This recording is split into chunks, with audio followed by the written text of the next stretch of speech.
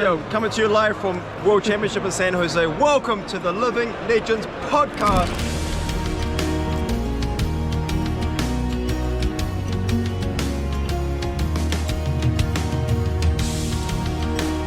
This episode of the Living Legends podcast is brought to you by the Banish Zone out of Pennsylvania, USA. And they're specialists in all things nerd and geek. Board games, TCGs, miniatures, Dungeons and Dragons, RPGs, everything that you need to live in a fantasy world outside of the normal one, they do it. And speaking of which, they're going to be having some holiday sales all the way until the end of the year. And that's right, it's going to start on Black Friday and last all the way to the end of the year. So make sure you go and check out thebanishzone.com for all of your geeky needs. Thank you from the Living Legends podcast. Battle Royale. Ooh, I don't own very many movies. I actually own Battle Royale on Blu-ray and the sequel. Sequel's not as good. First Battle Royale and the manga. Classic. Very, very good. Highly recommended. Yeah. I am technically recording, so maybe we could leave this in. Hey, you should all go watch Battle Royale. It is very, very good. It's bloody. Yeah. But it's good. This was going to be my Arsenal step anyway, just talking about movies. So yeah. The other one that I always recommend to people is Tale of Two Sisters, but I already talked about that in the Sam Yang interview. Tale of Two Sisters, Korean horror film, very, very good, very scary. And there's some other ones that are just like make me really uncomfortable. Like there's some that I would consider classics, like Sympathy for Mr. Vengeance, which they remade, Old Boy, which they remade. Old Boy's not really horror; it's just kind of like this gnarly thriller kind of thing. Oh, the revelation in it though is just horrendous, isn't it? At the very end, when he realizes what's going on, it's just like, oh no, thanks. That's like classic like brutal Asian suspense movie kind of deal. Like, Same with Sympathy for Mr. Vengeance, and then what's the other one? What's it called? This one's about hypnosis. Is it just called X? No, it's not called that. There's a horror movie about Twitter. Well, it was way before Twitter. I'll think of it later. Twitter is a horror movie. Come on, Japanese horror film. The Social Network. Anyway, we should probably start the episode. Patrick Wilson. Anyway, I'm gonna look it up. Yeah, welcome to the Living Legends podcast. I'm your host for today. My name's Az from Go Again Gaming, and joined by Bill and Kel. We're speaking about horror movies to begin with. But how's it going, folks? First of all, pretty good. Yeah, pretty good. Yeah. Also pretty good. I sort of mentioned before we started. Currently contributing to a list of movies that me and my friend want to watch, and what we have currently, they did most of the legwork up to this point. I'm just sort of adding in stuff that is not on the list that might not have seen, but we're at 4.5 pages single spaced of individual lines of all horror films. Movies. Not all horror films. There's also just like classic movies as well, like stuff that is just good. There's also 2 categories, one for bad action films and one for bad horror movies. So bad, good, or just utterly garbage, like Killer Clowns from Outer Space type of stuff. That is the second entry in the bad horror list. Wow. I feel that I could definitely like hang with you guys for sure. Yeah, no, there's some pretty good ones, but for engagement purposes and because I want to watch a bunch of movies, comment down below. What's your favorite either like good horror movie, bad horror movie? Just like recommend some movies that you think people don't give enough credit to. I'm always really interested to check out stuff that people don't necessarily like. At least not everybody likes, you know. I have figured out the name of the movie that I was thinking of. It's called Cure.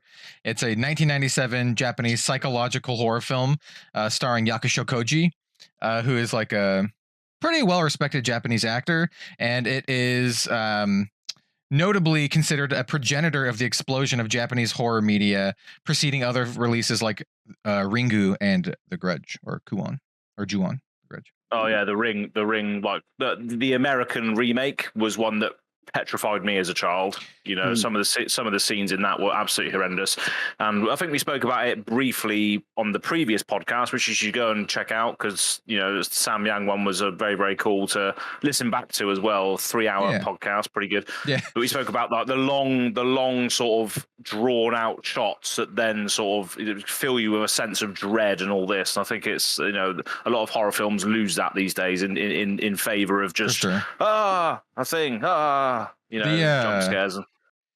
The thing, I really like The Ring. I saw it like right when it came out growing up, the English adaptation. What scared me the most is it basically takes place just kind of like right outside my window because it takes place in the Pacific Northwest, and it looks just like where I live. So that's what freaked me out the most. It's just like, oh yeah, that well, you know, I've probably seen that well in a forest somewhere before. Like, oh no, there's Samara. I think that's her name, isn't it? The girl. Samara. Yep. Yes. Yeah. But so anyway. We thought we'd just talk about horror films today, and until next time, Live and Let Us podcast. Right. Trust us. Excellent. Good job, everybody. We have a long docket of Flesh and Blood, including like UZURI and Winning a Calling and a bunch of other stuff too. So we got a lot of stuff to talk about. Yeah, a lot. And as always, we're filming this on a Tuesday, so the topics are quite relevant and fresh. So it's all good for this sort of scheduling at the moment. But first of all, our weeks in Flesh and Blood. Do we have any? I've had a few things happen this week. But has anybody else had anything that they're doing or thinking of doing or prepping for, etc.? Honestly, not really. Not really. The only thing I really did regarding Flesh and Blood is I watched the Australian Calling, and we'll talk about that later. But totally called it, by the way. I got some likes from James White on Twitter, which I thought was pretty funny because I was like, a couple days or right before the event or during the event, I was just like, got my fingers crossed for an UZURI win. James liked that. And then once we had like multiple UZURIs in the top 8, I was like, it's our time. And then James, I do believe, liked that. And then I retweeted that and said, yo, Dodd won. So like, it was like 3, wasn't there? Was there 3, 2 or 3, something like that? I can't remember. I think there was a few though, like you said. I think it was at least 2 or 3. It was only one Dromai, and then a load of other things, which was quite surprising. I know everyone was thought. Two UZURIs made it into the top 4, which was pretty sweet. Yeah, that's right. Yeah, 2 in the top 4 because one of them beat Michael Feng as well. Who was playing Lexi. Yeah. I haven't had too much experience on UZURI or any other hero for that matter, so it'd be interesting to see how that progresses now. But yeah, I was watching a little bit of that, but nice to see that Dash as well got very, very far, and I think the story that wanted to happen was it be 15-0 Dash, but it was 14-1, unfortunately. Hey, I would have been happy either way, to be honest, because having a Dash IO win it would have been really, really cool. But I wanted UZURI to win. I always want UZURI to win, so really happy to see an assassin take it home. And that's basically all I've done for Flesh and Blood this past week. I have a couple video ideas planned, but other than that, really not much else. We'll talk about this maybe a little bit later because I think you guys want to talk about this. But I'm not going to Worlds. And I guess I can say it now, but I'm not going to be going to the celebrational either because I wasn't invited. So like my Flesh and Blood personal interest is like not super great other than just kind of casually playing it. I don't really have any plans. So that's how it goes, though, isn't it? It's just card games in general just goes like this most of the time, especially if there's nothing really that you can relate to, I guess. But yeah, and then like I've just been playing a lot of other like anime card games that I've been really loving, like Grand Archive and Shadowverse Evolve, and I have some really exciting stuff to announce about those 2 games in particular that I will be involved with. But I can't announce them yet. But later. So yeah. Anyway, I've been doing other stuff, but I still keep up with Flesh and Blood. How about you, Bill? Yeah, so this is what this is all about. But yes, Bill. Yeah. Anything apart from prepping for Barcelona, I was getting. Yeah, I'm very excited for Barcelona. It's like blowing my mind that I'm going to be on a plane to Barcelona in just over a week. Yeah. I'm really, really excited to just be able to like meet up with people and shake people's hands and whatever. Do a shoey with Az. That's a big one. And do a shoey with the professor. Yeah. do you know what? Before we carry on your week, Bill, I was actually considering getting, because you can get custom Vans, like Vans shoes made. Oh yeah. Mm-hmm. And I was thinking of getting like a Go Again Gaming van that I can drink out of. Just drink out of. Yeah. So I don't have to wet my own shoe that I have to walk around the rest of the night in, you know? How much does something like that cost? It's like in your currency, maybe $80, perhaps. Really? Something like that. To get a custom shoe? That's not bad at all. Custom shoe. Yeah, that's worth it for the meme. I was actually expecting you to be like $300 or something. Like less than 100 is like real good. Yeah, I will confirm that, you know, over the duration of this podcast. But yeah, Bill, carry on, please. I just thought I'd slip that in. No, that's extremely relevant. But yeah, I have been still picking up stuff. I got to judge our ProQuest, which I mentioned a little while ago, and ended up pulling a Cold Foil Fate Foreseen, which I was pretty excited about. Then friend of the channel and personal friend Kaylee flew to Toronto to judge some ProQuests there, and ended up pulling a Cold Foil Art of War that I purchased from her. Nice. Yeah, so I have no idea if that's going to be the beginning and end of it, or if I'm going to try to at least get like a Blitz play set. It will very much depend on whether or not the opportunity presents itself. But yeah, I'm loving these judge foils, man. They're so nice. If anybody's selling cold foil judge promos in the chat, then reach out to Living Legends podcast. Bill might be purchasing. Hey, his extremely possible. His Twitter handle is on the video feed at BillTSF on Twitter. Yeah, it is.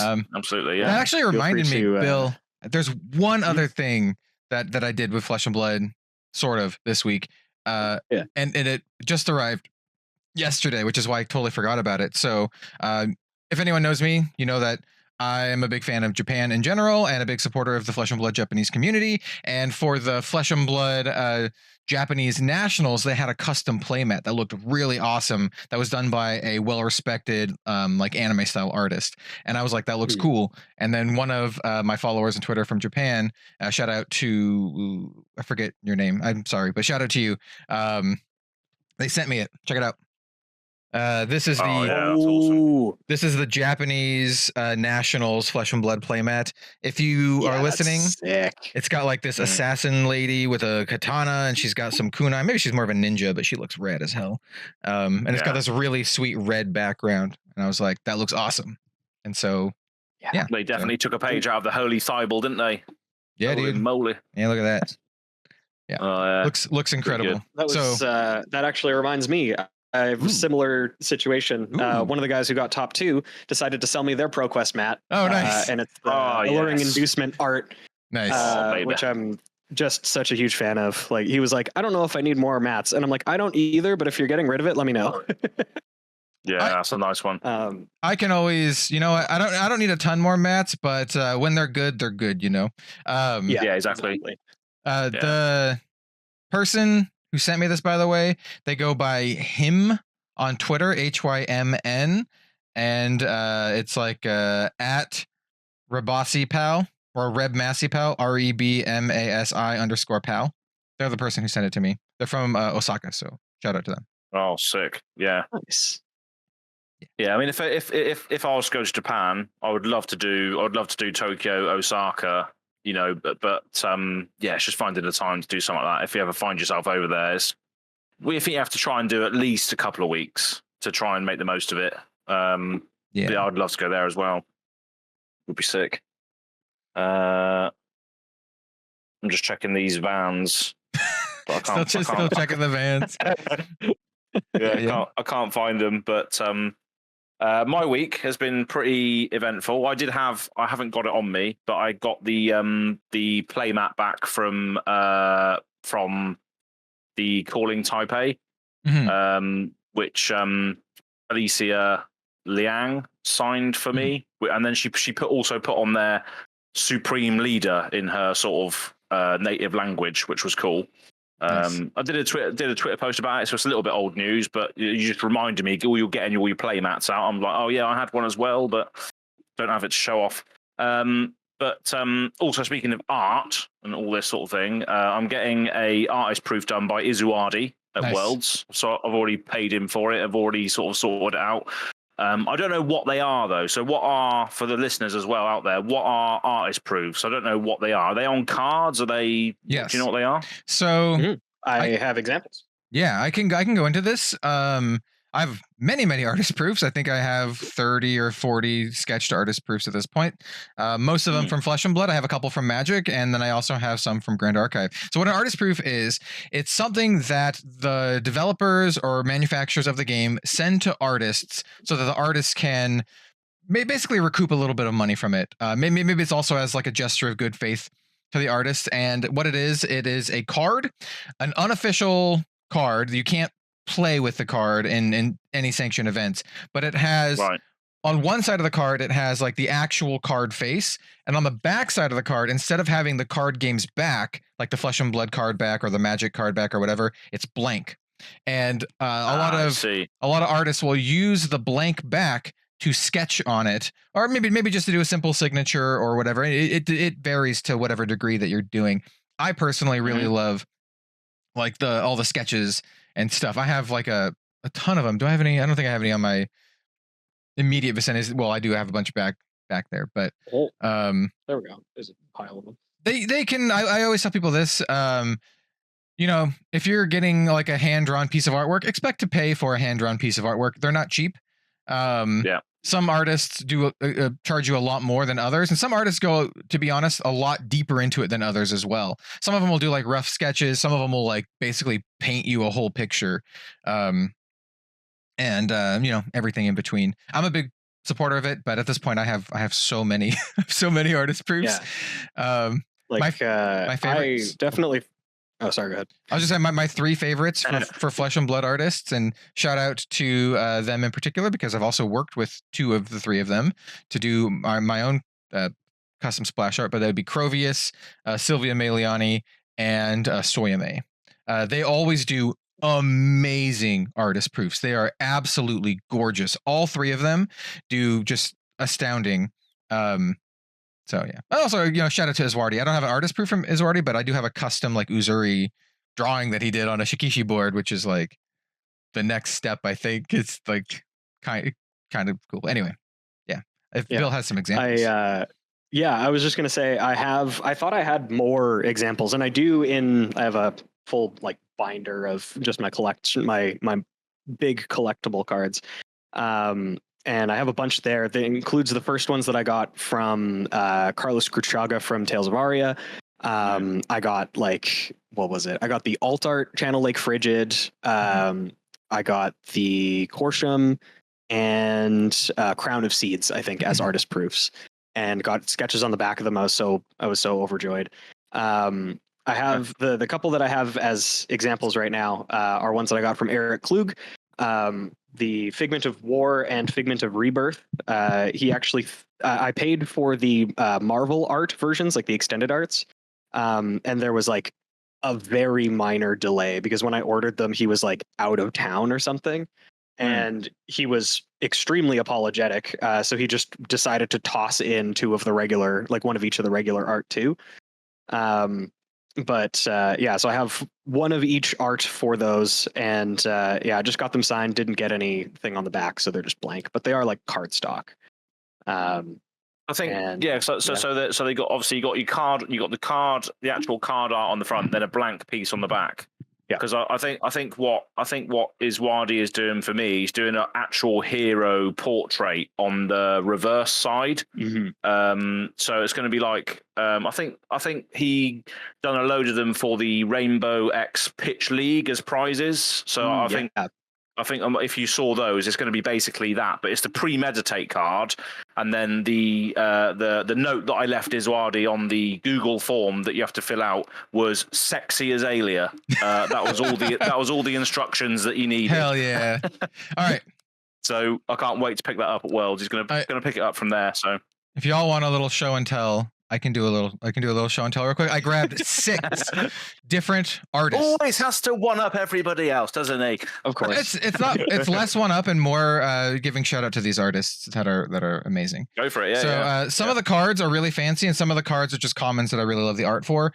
I don't just go for the really expensive ones. So I do sometimes. So this one is the silver-haired illusionist. I think her name is Amira from Spears of Surreality, done by Crovius, and look how like gorgeous this is. Yeah. So that I imagine is what I'm probably going to get from Iswadi. So you've got your card that's signed on the back of his shadow signature, and then the actual sketch that he's done on the back. Yeah. So that's what I think. That's from Crovius. Cool. This one is from Silvia Meliani, and the card is just Valiant Thrust, but I love her artwork and her. Look at that, it's just amazing. So these are just like 2 common cards, but the artwork on the back is gorgeous. Here is one of my favorite cards of all time, Leave No Witnesses by Soyame. And then on the front, it's got the character and she's like licking a bloody blade. That's cool. For the prompts for these, all 3 of these, I was just like, hey, just draw the character again and do whatever you want. Draw what you want. Yeah. Now I have some fancy ones. So this one is Great Library of Solana Fabled by Federico Musetti. This one is numbered 18 out of 30, and on the front it's Prism. And as you can see, like the level of detail differs depending on the artist. Federico really likes doing these heavy black and white inked ones. And then shout out to frequent listener of the podcast, Henrik Lindner. Henrik Lindner. I'm so sorry, man. I have a Grandeur of Valahai fabled from him. Ooh, and then that's very nice. On the backside here it's like this, like almost reminds me of like Zelda, almost like discovering one of the ancient relics or whatever. And then of course exactly. And then not technically an artist proof, this is one of the blank just cards that Flesh and Blood has, but I always got to give a shout out to my dude Steve Argyle, and this one is a cartoony Viscerai holding a bass guitar that he doodled, and it's called Viscerai Spinal Tap Backup Bassist, because when he drew this for me in person, we were talking about Spinal Tap. So yeah, good stuff. Yeah. Weren't you wearing a t-shirt or something, and he commented on it? He was wearing a Spinal Tap t-shirt. Oh, he was wearing it. And I was like, oh hell yeah, dude. And we started talking about Spinal Tap. So yeah, all the artists are great. If you see these and you're like, oh, those are really cool, how do I get one? Most of the time, just message the artist on Instagram or Twitter or whatever, and they can, if they have their own form or whatever to fill out, you can do that. For me personally, I just message them and I'm like, hey, are you available to do APs? How much would it cost? Yada yada yada. And yeah. So there's that. Support your favorite artists, support your favorite cards as well. I did reach out to Izuardi and I asked him, I said, is there any premeditate playmats? And he was like, they sold out. Yeah. Sold out already. It hasn't even gone to Worlds yet. They're all gone. Yeah. People must have reached out as soon as he was announced. People must have reached out and said, do you have premeditate mat? Yes, buy, gone. They're all gone. I wish I had, it's probably too late anyway. I wish I had some extra cash, because I would totally ask Iswardi to do another Shikishi board drawing, because I literally for the Shikishi board, I just DM'd him and I was like, hey man, are you doing any of the Shikishi stuff? And he's like, yeah. And I'm like, can you draw me UZURI? I know you've never done UZURI because he famously did the art for Arachne. And he's like, oh, the original Arachne, yeah, of course, the adult one, yeah. Yep. And I was like, if you don't want to draw a character you've never done before on a card, that's fine. We could just do Arachne. But he's like, no, I want to do UZURI. And I'm like, oh hell yeah, dude. So yeah, just reach out to him. Because you got Jim to pick it up for you, dudes, didn't you? Yep. Yeah. That was I think it was one of the maybe one of the pro tours or something like that I didn't go to. Like the second pro tour or the third pro tour, whatever the one that was on the East Coast. Baltimore. Yeah. That's it. And Jim just picked it up and mailed it to me. Yeah. Nice. So, yeah. I highly recommend Artist Proofs. Great way to get something unique that's tailored to you and also support the amazing Flesh and Blood artists. Yeah. Yeah. And I've said Israeli, are you free on the Wednesday night to go out to do something? And he was like, I don't know. It depends how jet lagged I am, because I think he only gets in that day, so we'll see. Yeah, that was one thing that sparked an entire floodgates of a little bit of conversation there that I thought I'd mention. Speaking of Twitter, we'll get into this a little bit later, but I made like a little edit with Azalea on the Seek and Destroy art, putting back on the bullseye braces, which we're getting back, and James White likes that, so I'm like, yes, that's news. So anytime that happens, I'm like, yes, I'm going to report on that. Yeah, we'll get back into that a little bit later, because obviously there's a BNR thing that not hints but confirms that is coming back now. I did a recent video on my channel which is about 20 minutes long, just detailing all of the events and stuff that I'm going to be doing at Worlds, because one of my friends who does a lot of like altars and stuff has basically bought my tickets for me. So he goes by the Sigillic Games, who does old like shiny holographic altars. He's bought all of my Fable package. He's bought the Sagrada Sigil events. So I basically get to play in all the events, but he gets all the swag. So because he can't go and he wants to pick up the stuff, so I play the Flesh and Blood. He gets the stuff. Was the arrangement basically. So yeah, I'm glad that I can do that, and he can get all the cool stuff. And that's pretty much it. Just playing Azalea on the internet, refining the deck, and hoping that I don't run into too many Starvos during the Battle Hardened Living Legend format. Because that'll be funny. But yeah, so no, it would suck. Never mind. I was gonna be like, yeah, well, you mean like Red in the Ledger makes it so they don't get go again on their shenanigans. But then I was like, oh yeah, they run like a crap load of D-reacts, so good luck hitting with that thing. Yeah, or you just hit them for 5 or 5 to 8 Red in the Ledger, and then they just play Awakening and then play their next turn for free. Yeah. Because of the damage they've taken and all this. Yeah, or they just just like, yeah, fine, I'll just crippling crush you. Exactly, yeah, for free and not cost any cards or whatever.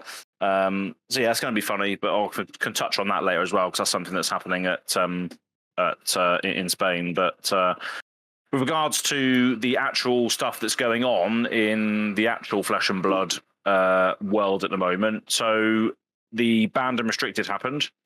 Nothing really changed. The first thing that obviously is the big stuff is that Lexi is gone. So Lexi, along with Voltaire, are gone, and that means that Bullseye Bracers comes back to legal status from suspended. So it was originally suspended until Lexi reached Living Legend. She has now done that. So both Azalea and Riptide can use Bullseye Bracers again. There was a massive... Sorry, carry on. I was just gonna say shout out to the regular 4 Riptide listeners. Yeah. And I was actually gonna come into the Spike Feed Discord and say, Mink, I want your list, because I wanna play with a bit of Riptide, because I just realised that obviously when Bullseye Bracers comes back, Riptide can actually have a decent 3 of a kind turn, because he can reload from his hero ability. When he plays a 3 of a kind, he can reload a card. Right. Then he can use the bow to reload and the Bullseye Bracers to reload. So he can actually have a decent 3 of a kind turn to a certain degree. It's a lot harder than Lexi and stuff, because you still have to give all your arrows go again. So you have to play a rapid fire or crack your perch grapplers to be able to do it. So it's jank. You could also play, so when you reload from Riptide's ability, I haven't read him in a long time. Can you put any card in your arsenal, or does it have to be an arrow? Is it any card? Anything. So you can put a card face down. So you could 3 of a kind. And then put something like Take Aim that has reload on it, and then Take Aim and then reload another card. As long as you can keep reloading, keep going. You can keep doing it. So you could actually go build like a tall Riptide, where you go like 3 of a kind, Take Aim, and then Take Aim, put another buff that gives you go again that lets you reload, and just kind of like do that, and then smash with a big old arrow. I don't know. Maybe there's something there. Yeah, that's why I was thinking about it, because when I was speaking to Justin, the guy who won the Calling with Azalea, one of the main things he was talking about was the power of that Death Dealer brings you, and Riptide can use Death Dealer. So, the fact that Bullseye Braces is back, I think it's just an auto include rather than Braces of Belief. It's just so much better. I think it adds, a little extra dimension back to Riptide again. So I think people should try and see what you can do with Riptide again. I think because he's just one of those heroes that just doesn't do very well, unfortunately. Poor Riptide. poor Riptide. I see like posts here and there. Someone's like, "Oh, I won my Battle Hardened with Vincent," or like someone's like, "Oh, I got, did really well with Arachne," and you never see Riptide. You never see someone's like, "Yeah, I took the Battle Hardened with Riptide." I've never seen that. No, like no. So yeah, that's just something I'll throw out into the aether for the better minds to potentially work on, or just thrash me and say it's garbage. As what are you talking about, you absolute idiot? It's garbage. As what are you talking about, you absolute idiot? Garbage. No. It's not viable in the CC meta. Nah, who cares? You absolute idiot. Yeah. What? Nah. Yeah. What? Nah, who cares? But if you like Riptide, play Riptide and have fun. Do it. Mm-hmm. Exactly. Just do it. There's some crazy things you can do with Riptide, honestly. Yeah. I think Riptide. I think Riptide's like a few cards away from being like pretty decent. I think, and I'm not sure if like he needs more trap support. He might need more just like general good card support. Because I feel like his traps are already pretty good, but maybe they just want Riptide to be like more trap focused. I'm not sure. Yeah, so it's a weird one, but I just thought if Bullseye Braces are coming back, Riptide's one that can use it as well. So is it that good? Is it that good of a piece of equipment that's worth looking at the other Rangers? But it wasn't before. It's only I was gonna say I was gonna say like, well, if prior data is anything to go by, Riptide wasn't good when it was legal, and he probably won't be good when it's not. But hey, like he's better now at least. So Yeah, he's got a couple of cards, hasn't he? So. Yeah, he's got that weird jank card from Bright Lights. I don't know, maybe you could do something with that. I don't know, man. Yeah. But yeah, and then the only other change was something that is completely and utterly out of my wheelhouse, so maybe someone else can explain. But Soul Reaping is now suspended until Chain becomes Living Legend, and that's in the Blitz format. So I don't know anything about that. I think you played a lot of Chain, Bill. Yeah, in Blitz, yeah. Yeah. I can see it. I think we were recently discussing it just in our chat together, and I think it was Kel that brought up that like they made changes to the Living Legend system, so they might just want to make it so that he doesn't hit the finish line immediately. We'll talk about the changes to the Living Legend system next, but I mean, like, anyone who plays Blitz, you got to know Chain is like one of the best decks in Blitz. He's just nuts, and Soul Reaping is so insane. Consistent. The high rolls are so high. The fact that like you can't really run out of resources to do things. I think what makes him so good is like the high rolls are really, really high, but also like his normal level is just really powerful too. So it's like really powerful, constant pressure, and then boom, here's like 1 million damage out of nowhere. Deal with it. Like you can crazy. Pretty easily, like without even trying, present 8 damage over 2 attacks on like even the worst turn. But I was playing in a skirmish with Chain. The only one that I've ever gotten to the final table with, and I had to beat a bunch of Icelanders to get there. And one of them, I presented exactly 20 damage on the first turn of the game. Yeah, I can see that for sure. Did you have was it an Art of War turn? Or was it just like a... It was, I don't think it was an Art of War turn, but I had like, the deck was playing like Minnowism and I can see that. Nimbleism as well. Like it just had a bunch of like buffs, and the hand just lined up perfectly. And then being able to end the turn with Rosetta Thorn, like you're of course laughing. Yeah. Turns out having go again stapled onto your hero, plus the ability to play cards from a second hand that keeps getting bigger and bigger over the game. Turns out that's pretty good, huh? Yeah, it is pretty crazy. Yeah. And then of course, I think that was also, that first turn also included Revel in Rimeblood. That was like one of the reasons why it ended up being so high. Yeah. That card's crazy. Oh, there's going to be so much shenanigans in Living Legends format. But have you done? Forgive me if you have done this. Have you done a Chain versus Azalea on Spike Feeders yet? No, Because Red the maybe. Ledger still craps all over him, right? Yeah. Oh yeah. If yeah, but he still has Husk, so all he has to do is block the Red the Ledger once with the Husk, and he's fine. He just goes off to the races after that. You can't stop him afterwards. Well, one Husk chance. The key would be so to try to force him to use it, like early on something else. Yeah. Yeah, because you can still set up like a really huge arrow with Azalea. Like Remorseless dunks on Chain too. Yeah, even Remorseless. Yeah. Oh, true. Yeah. Yeah, it's Chain is probably going to be, I would assume, the next one to Living Legend in Blitz. Like he's still just really good. Yeah. There have just been grosser things in Blitz for the past little while, and Icelander was a miserable matchup. Icelander's pretty miserable to play against in general, to be honest. Yeah. The reason that I say that I got to the final table and didn't say that I won was because I rematched at the final table against an Icelander that I had beaten previously in the tournament, and they went turn 1 channel Lake Frigid, kept it around for 3 turns, and then played another one. Oh, lovely. Yeah, so I'm just like, I don't have enough pitch in my deck to play any of my cards. So good game. See you later then. Yeah. Yeah. God. Yep. Yeah. Yeah. So anyway, I do think that Chain is probably going to be the next one. He's been so consistent for so long. Yeah. Well, and that's why they banned Soul Reaping, to just bring the speed down then, because I mean, look, when I read Soul Reaping, I'm like, is it really that good?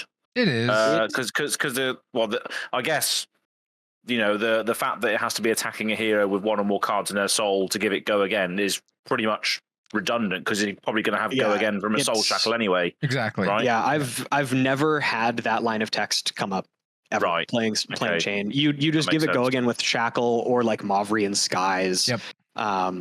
Anything like that. Or you can do the plunder run trick with Spellbound Creepers. Like you can give it go again, or you can have shenanigans with extra action points so easily. Yeah. And Soul Reaping, if you wanted to like think about what it actually says, it says it costs 6.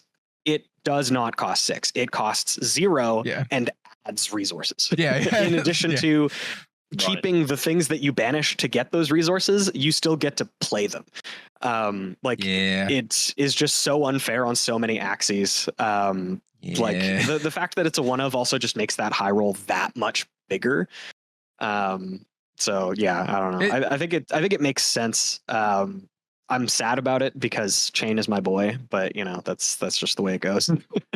Yeah. And also, like, cool. it's probably not taken too much into consideration, but I like to think about this kind of stuff just in general. Blitz is a 40 card format compared to CC, which is a 60 card minimum format. So you have 20 less cards between the 2 decks. So you have a more likely chance to see it. In Blitz, even though it's a legendary type card, means you only have 1 of them in your deck. Makes sense. It's good. And Chain is like I said, he's the hero that breaks like the 2 core fundamentals of Flesh and Blood. Like the action, he breaks the action point system, and he also breaks like the 4 cards per turn system with being able to play cards from your banish zone. It's pretty crazy. Pretty nuts. Yeah. But speaking of Chain and Living Legend, because obviously he's Living Legend in CC, and obviously the main format, he's now part of the Living Legends format. But changes to that system were implemented a couple of days ago by the article from James. So basically, it's just ramping up the speed, and we've touched on this before about ramping things up, because eventually, and we've said this before on previous podcasts, there's going to be a lot of heroes and a massive roster to play with. And James mentions on this, there's going to be 15 plus extra heroes next year, which is just bonkers to think about. It's good. It is good. It is a good thing. And as a result of that, with more heroes entering, they do have to try and speed things up for the main format, which is CC. So they're upping some of the points per event. So a couple of the major changes here is the World Championship goes from 200 up to 300, an extra 100 points. Yeah. That's an extra calling win on that now, basically. Yeah. So almost, it is 33% of heroes living legend point total. Yeah. So it's pretty big. Then we've got battle hardens increasing from 10 to 40. So that's massive pretty change. Big. Yeah, 4 times multiplier. Yeah, we all hear about how many battle hardens Brody Spurlock's winning and all this, and Godspeed to the heroes that boy is playing, Azalea, because Azalea's one of them. Azalea's going to be out of there, and I'm just going to be leaving the game at that point now. Not really. Maybe we can talk about that after we talk about this, because I think it's an interesting discussion. There was a lot of Twitter speak about this is a bad thing or this is a good thing and all that, so we can give our thoughts on it. But just to cap off these points per event, so battle hardened 10 to 40, national championship with lower than 96 players goes from 10 to 20. PTI events go from 4 to 20. That's a massive increase. 4 to 20 for a PTI event. Yeah, 5 times multiplier. 5 times, and then skirmish is doubled from 2 points to 4 points. Huge increases across the board for living legend points, which is going to see our favorite characters and characters that we know and love and only play. So some of us are going to go faster than we might have anticipated going forward, and this can also happen. Before we go into our thoughts, this can happen. As soon as they achieve Living Legend, that then takes effect on the Friday, I think. The thing, or is it the Monday? I'm just reading. I remember Monday, but either way, it's like every week, right? It checks every single week. Yeah, it checks every week, and then that's it. If you're geared up to play, I'm going to bring Azalea to this event, which I've booked in my travel for and my hotel for, and no, she's Living Legend. I don't have a deck. What do I do? That's one of the main arguments that's come up. I think that thing. We'll start there. I'm not sure that is that much of a problem, though. I can see it being annoying or potentially even worse, very frustrating for players who aren't super entrenched into all of the Flesh and Blood news. Your more casual players who don't realize that their hero has hit Living Legend last week. I can see that being like a point of frustration for people for sure. I think in the great scheme of things, it's likely not a huge deal. And I remember someone saying, I think it might have been our good buddy Ian in a chat, that if you are like diehard, Dromai or whatever, and you are like really into the scene, there's like you're gonna know how close your hero is to hitting Living Legend. No, exactly. But I think it could be for a feel bad for some of the less entrenched people who maybe show up to their local skirmish or local armory or something like that. And even on the flip side, it could also, and we can talk about this later too, encourage or maybe discourage people from playing certain heroes that they otherwise would have played if the hero is like really close to hitting Living Legend. So like if a hero's like 700, 800 points and they're doing really well this season, if you are someone who wants to play competitive Flesh and Blood, why would you risk spending all of the money, which is, let's face it, Flesh and Blood is an expensive card game. Why would you risk spending all of that money to build a deck that might Living Legend in like 4 weeks and then you literally can't play it like anymore? Yeah, so it's like people sooner that are rather just than chasing people that are chasing the results. They have to think more carefully about the cards they're actually buying, because that hero is going to go in that format soon. Yeah. So, and I saw a good take. This might have been from was it Alan Lau? I saw a really interesting take that I think I agree with, and this is something I want to talk about specifically with you as a little bit later after we get our general things, is that it really feels like Flesh and Blood is going into a territory where they favor class specialization rather than hero specialization, especially with the ramping up of the Living Legend points. And I don't think that's wrong. I think that is definitely like what it looks like they're doing, right?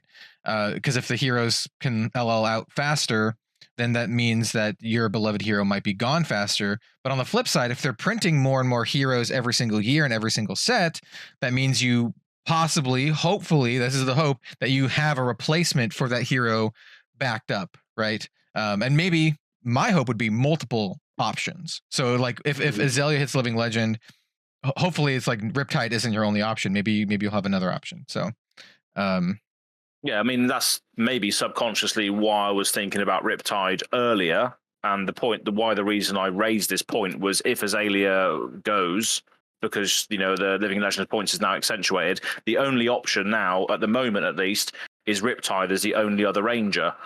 So maybe they are moving to a system, or the release of all these heroes where that you are going to have a pool of rangers or a pool of warriors that you can then pivot your collection, your main collection, because you're specialized in this class, you love this class, you can just move that whole pool to the other hero and then play the other hero instead. So you're not losing anything. I just had a conspiracy theory pop into my head. Do you think that's why they have been printing less and less talents in the last few sets? And it doesn't look like we'll get more talents in heavy hitters either. Do you think they want it to be more flexible in your hero decision and then convert your collection and your deck to a different hero easier? Because like if you have like for example, Dromai, right? Dromai is Draconic Illusionist and plays very few other like generic cards or illusionist cards. She's like all Draconic Illusionist. So like I think that is not a great situation for Dromai players when Dromai hits Living Legend, unless they make a specific another Draconic Illusionist, because you can't just like slap in like Prism's cards or like the generic Illusionist cards into, you can't transition Dromai into a Prism, for example. No, that's it. Yeah, it's with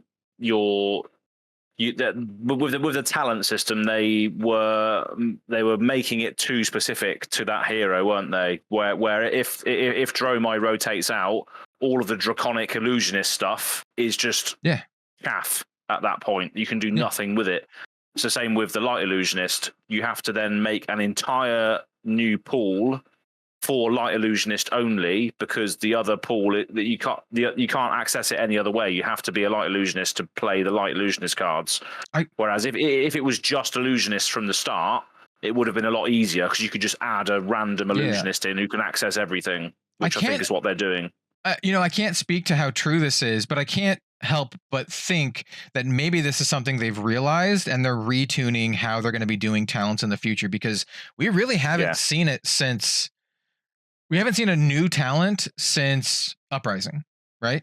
Because we didn't get any in Dynasty, we didn't get any in Outsiders. Dusk Till Dawn is the outlier set. It's just supporting already existing stuff. Didn't get any in Bright Lights, and it doesn't look like we're getting any in Heavy Hitters. It looks like we're getting more like dual class stuff in Heavy Hitters. So it's like I can't help but feel that like maybe they realize that this is a problem and they need to retool how they approach talents. Yeah.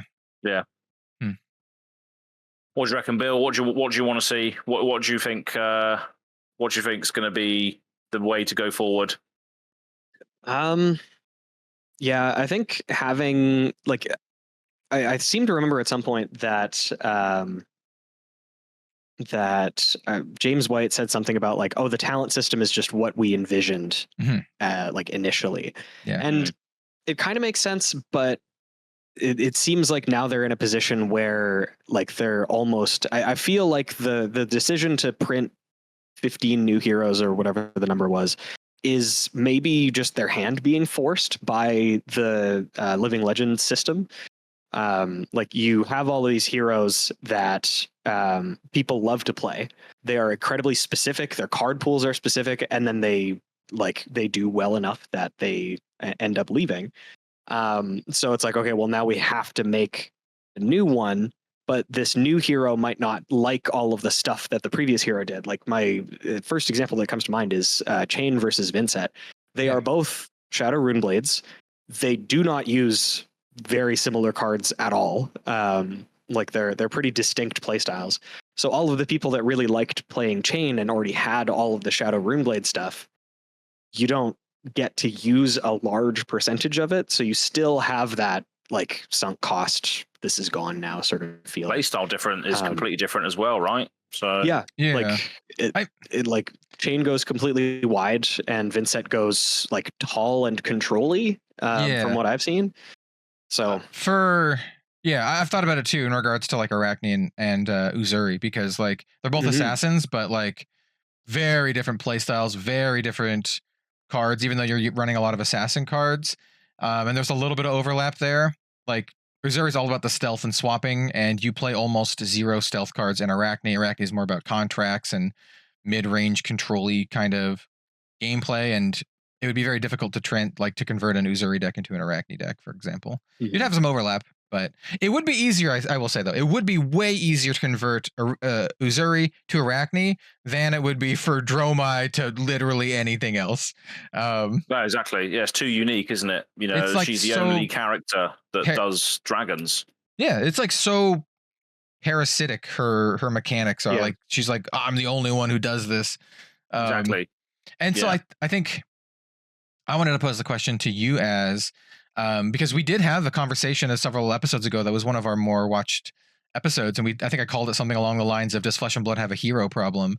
So like, I think it comes back to that as an Azalea, stan, what would you do if Azalea hits Living Legend? Azalea's good. Like, this is not, it's not a year ago where it was like Azalea's never going to hit Living Legend.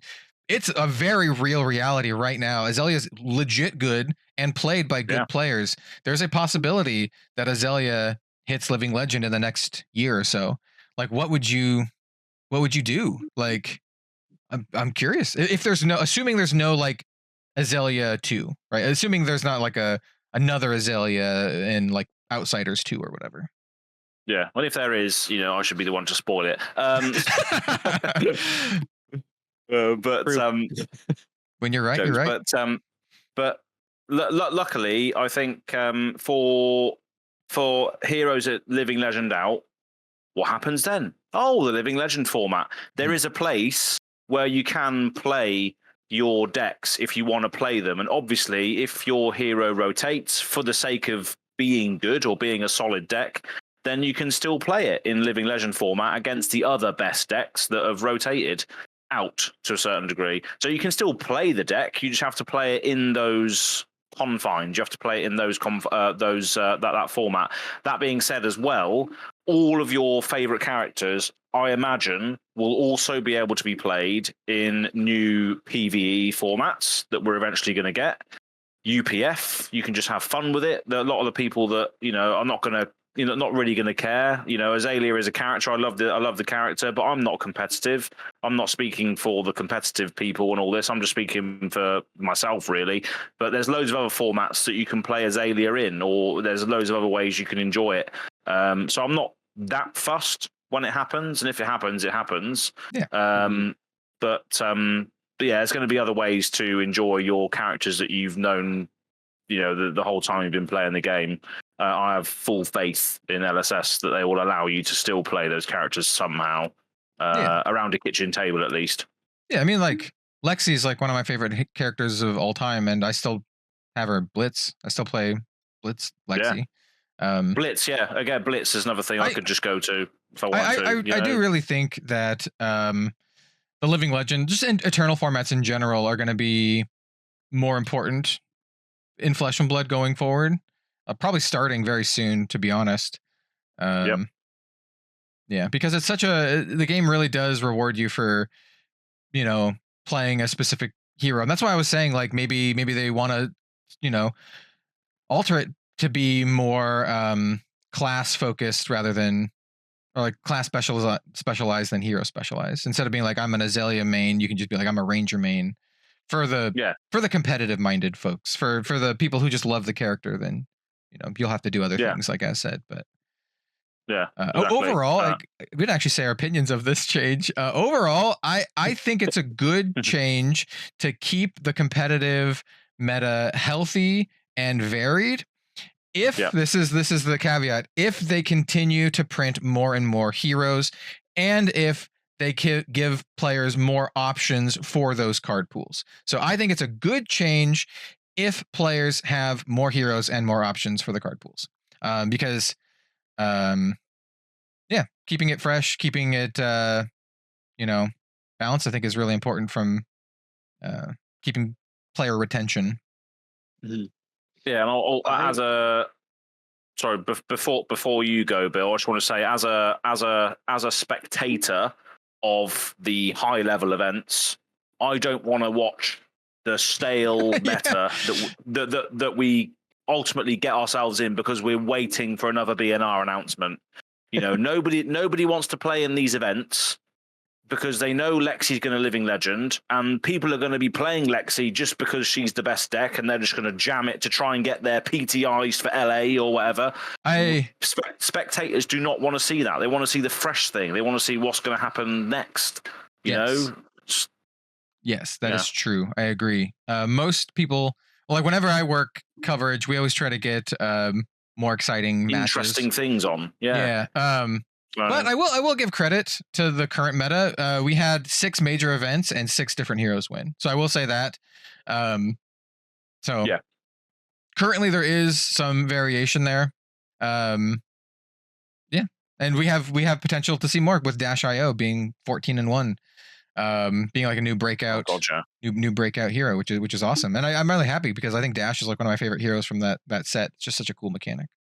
Yeah, it's going to be interesting to see. What was you going to say, Bill? Yeah, toss it to Bill. I was going to say I do actually like the push to keep things fresh by sort of accelerating the Living Legends system. I think that most of the complaints that people have about the Living Legends system, I think, can be boiled down to the fact that it's not a scalable system. It is something that consistently needs to be reworked as more heroes get into the mix. As events go up and people start to, you know, like when the Living Legend system was first created, there were, you know, I don't have the actual number off the top of my head, but let's say there were 3 big tournaments in a year. Now there's like 15. So like you're getting more points. There are also more heroes. So like they don't necessarily balance each other out that way. So I like the fact that they're continuing to look at it and innovate and like increment the, you know, how tuned it is. The one thing that I'm not like super sold on is the fact that heroes can now Living Legend in the middle of a ProQuest season. That's a negative for you, is it? That one to me is a negative. I think that one would feel very bad if I was a tournament grinder and like, you know, you wanted to play a deck that even if it is one that ends up being like at the top of the competitive scale, and you know, you don't have another deck prepped to continue, or you're like waiting for your ProQuest that's happening in the 3rd week, and all your money is in that deck, essentially. All your money's in that deck, and then all of a sudden it's like, oh well, it might Living Legend before my tournament, or it might not. So like you kind of have to split your attention and your prep and everything between the two, just in the off chance that like it might get enough points. That just kind of feels to me. I don't know. I haven't seen it in action yet, obviously, and I'm not a tournament grinder, so that's just me coming in totally like theoretically. But I could see people having an issue with that. I have a follow-up question to play devil's advocate just a little bit. Not because I necessarily believe this, but do you think that negative outweighs the negative of a meta being super stale and unfun for months, like for an entire season? I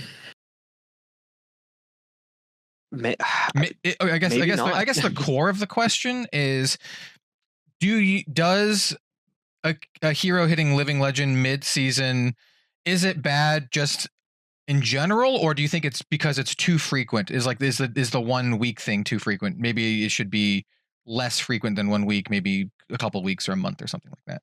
I think once a week is maybe too much of an overcorrection, because we were going multiple months in between, right? Between DNRs. It was basically like, what, I don't remember the cadence, but it felt like every set.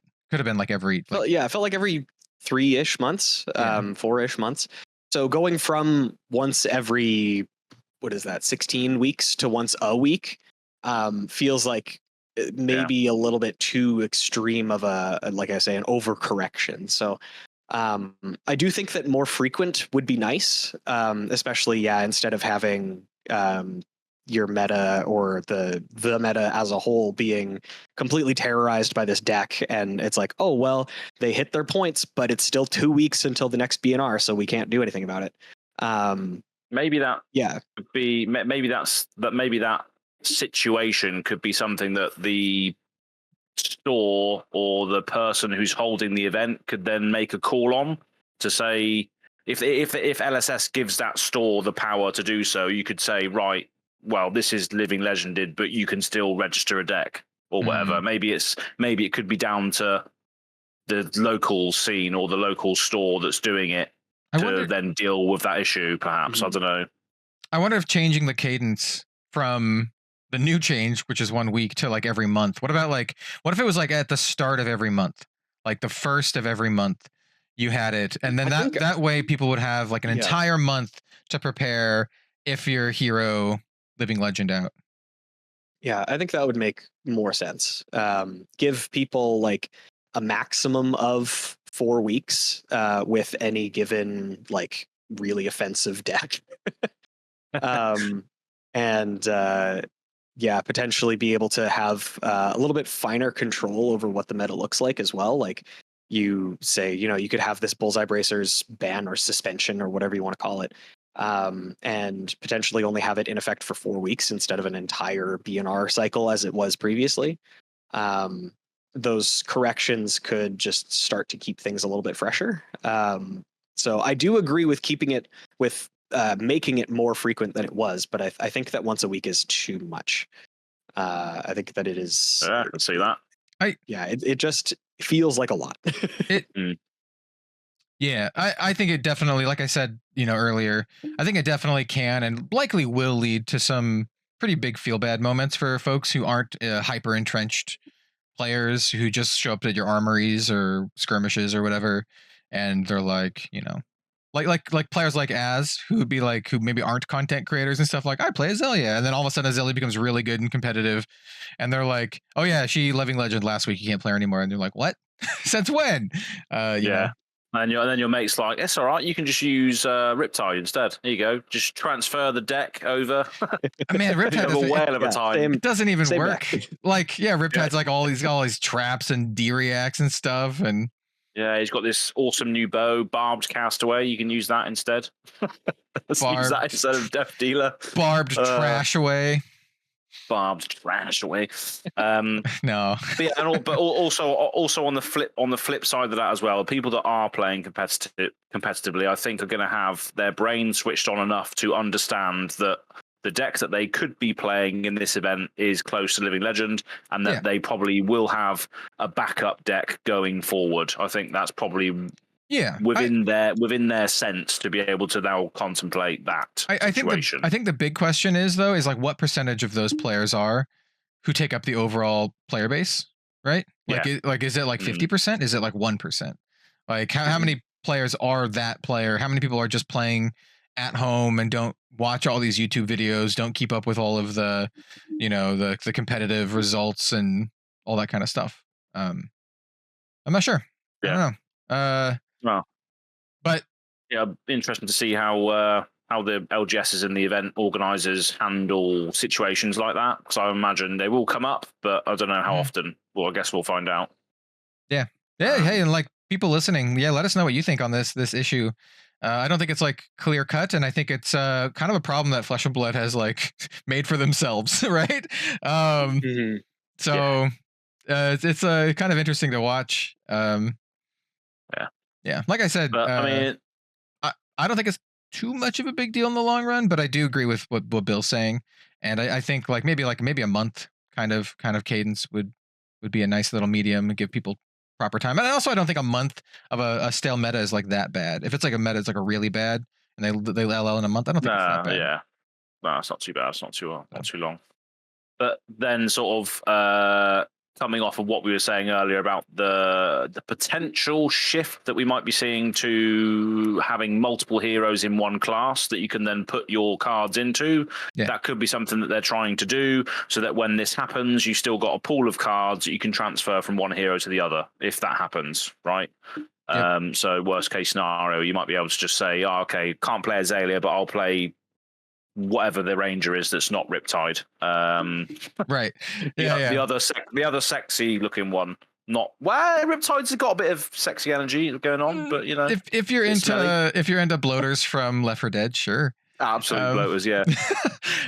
Hey, maybe they'll print that cool Van Helsing looking dude from Bolt and Shot as a ranger hero. I would love that. He's pretty sexy looking, man. He's got that sweet hat. Like yeah man. Absolute Hugh Jackman. Love it. Hell yeah, dude. I'm in. There's a lot of sexy looking rangers you could anyway. So you could pick and choose. Az and I were talking about the holy Thybul at the beginning of the pre-show. Really were. I'm not sure. There's not that, sure whether that made it in or not. I have no idea, honestly. But there's the ranger that Futh you drew, where she's kind of like sitting with her leg. Well, yeah, Widowmaker. Yeah, dude. I know the one. I've zoomed in a few times. Anyway, so zoomed in a few times. It's like Az's one of Az's like phone background wallpapers or something. Yeah, that's it. Girlfriend just like, who's that on there? It's you. No, is it? I don't know. But speaking of lots of heroes, it means that obviously a lot of words that have been thrown around recently, variants. With lots of heroes comes more variants. And we've seen a little bit of that happen because I think the last 5 or 4 callings were all won by different heroes. Oh, I mentioned earlier. It was 6 heroes. 6 heroes. 6 different heroes. Yeah, with UZURI winning that the last one, it's 6 now. Yeah. So that is that like, LSS's goal. See if I can remember all 6 of them. It's like what? Lexi, Dromai, Azalea, UZURI. What are the other 2? I don't keep up with this stuff as much as I should. Did Icelander win? No, I think so. I don't remember, but yes. Let us know in the comments below. But yeah, it's definitely those. The number that I've seen LSS people post on Twitter is 6. So I'm not sure what the other 2 are. Could be like, did a ninja win? Did Icelander win? Who won Dallas recently? The one that Steven and that was commentating. Don't remember. God knows. Yeah, can't remember. But that's a good thing, right? That's good to see different heroes winning it rather than just the same old faces. Is that progression? Is that what LSS are trying to do going forward to try and get more heroes winning, more variants? It's good optics for their game. Like when it comes, so when I think about most things regarding Flesh and Blood, and I guess I have a bit of a unique perspective on things. Most of the things that I think about are just getting new people and retaining players. I know a lot of people get bogged down into like the competitive meta and like these nuts and bolts kind of things. But for me, both as a content creator and just as someone who really loves Flesh and Blood and someone who's just like a big supporter of the game, I just want more people to play the game. And that's what a lot of these hot button issues boil down to for me. It's just like the health of the game. Does it make people want to play the game? Does it make people keep playing the game, or does it people drive people away? And I think more heroes in general, and then also a wider variety of heroes winning are both really, really good for the game. They're really, really good images because it says, hey, our game is balanced. Look at all these heroes that can win. And then it also says, hey, our game has all of these cool heroes that you can relate to. Pick whatever one you like. And I think from a new player perspective, someone who's not a heavily entrenched player, I think those are some of the most important things. And I think maybe LSS realizes this and they're like going towards that. Because like if you pay attention to competitive Magic right now, especially more Eternal formats, there's a whole thing with a deck called Rakdos Scam that's just running and everything. It's the deck, and you don't want that. It's a really bad image. It says really bad things about like your game and makes people not want to play. So unless you're really a big fan of that one deck in particular, and so I think that's what Flesh and Blood really wants to avoid, especially as it has established itself, for good or for bad, as like the competitive card game. So things like that are like even weighted heavier, in my opinion, for Flesh and Blood compared to games that maybe have more casual stuff. Because if you're a fan of Magic, if you don't play competitive Magic, you don't care about Rakdos Scam. You just play Commander, so you play your Mariki Re-Barrett deck or whatever, and you don't give a crap about you don't give a crap about Rakdos Scam. So like, but for Flesh and Blood, where most of the focus is on competitive, I think it's much, much more important. So there's my spiel on that. Yeah, definitely makes sense. I think James White's been happy on Twitter recently, seeing a lot of his different heroes winning different events. I think that's exactly what you said. Optics. He wants people to see that you can play whatever you want and be successful, which is good. So definitely, you got to know that's going to be a huge worry for James and other people at LSS. They don't want is they don't want like the same one hero winning every single event. That's really bad. Yeah. So hopefully what we have touched on today comes to fruition, and some of our insights and potentially soothsaying comes to fruition there. But there is a lot of hype building up to events, which me and Bill are going to be going to at least. I'm going to be taking a big cardboard cutout of Red Zone Rogue on the plane. I'll get you a good headshot that you can use. Yeah, I'll think of the pose. Plenty of good pictures. That was me posing, by the way, for everyone listening. I did the arms crossed, the arms crossed, head tilt up, and then I also did the hand on the thumb, the hand and thumb on the chin kind of pose. Contemplating. A few MySpace thing. Speaking of which, I found it quite funny last week when I was watching the Banish Zone podcast. I posted a still image of Bryn smoldering. Yeah. Got that smolder. And then it turned into an emoji in the Flesh and Pod Discord. Nice. There's now an emoji of Bryn smoldering like this. So if anyone listens to us from that group of individuals, I am so sorry for instigating that. But I just like to shine lights on. I enjoy that podcast quite a lot. I think that. Oh, go ahead. I'm sorry. I don't want to cut you off from there. I was going to say I should enjoy it quite a lot. So I just thought I'd shout out. No, shout out to the Banish Zone. They're great, and so shout out to that. But it did remind me. You mentioned other podcasts. I think we were going to mention this at the end of the show, but the Instant Speed podcast they're doing their annual Speedy Awards, where people can vote on their favorite things. In Flesh and Blood, including, dear listener, favorite podcast. Now, the Living Legends podcast won last year, and it was, I believe, like the best new podcast. Well, now it is just best podcast in general, and I think we should continue that trend. You all should go vote. I'm not saying you should vote for the Living Legends podcast, but I'm not saying it either. Vote for the Living Legends podcast. Vote for us. So we can win 2 years in a row. Let's go. Yeah. Exactly. If we win, then I will do something. If we win, I bet we can all commit to something like this. If we win, exactly. We'll all do shots on air, live on air. Doesn't have to be from a shoe. You don't have to ruin your shoe if you have a nice shoe. Maybe Az can do it from a shoe.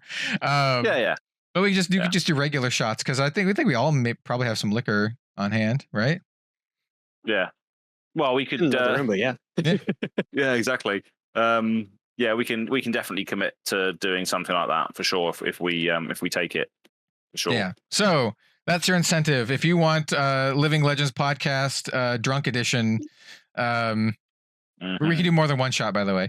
So if you want Living Legends podcast drunk edition, you vote for us, the Speedy Awards. I believe you can find the link on the Instant Speed Podcast's Twitter. I think he tweeted about it. I think I think there is. I'm not sure whether we can get it in the description box of this video, perhaps, but there is a Google Drive link where they just fill out a Google's form. I will try. I will try to have it in the video description on YouTube and in the description on Spotify. So we'll see. Yeah. Because I filled it out the other day. I didn't vote for myself, obviously. I voted for other people, but I did fill it out. I think it was just a link, so you should be able to click it. But I'll send it to you after this. But speaking of drinks, I filled it out, but I did vote for the Living Legends podcast. I didn't vote for myself or anything else, but I did vote for the Living Legends podcast. Good lad, love it. Yeah. But speaking of drink, I completely forgot that duty free is a thing at airports. So duty free. I'm not sure whether that translates to America or Canada, whether there's a similar thing, but it's tax free goods at the airport. Oh, That you don't have to pay tax on. Is that the same thing? Duty free. So here's a weird thing for me. I live in Oregon, and Oregon as a state is one of the only states in the United States that has no sales tax. So I don't have to pay tax on anything. And when I buy stuff online, I also don't have to pay tax on things because I'm from Oregon. I see.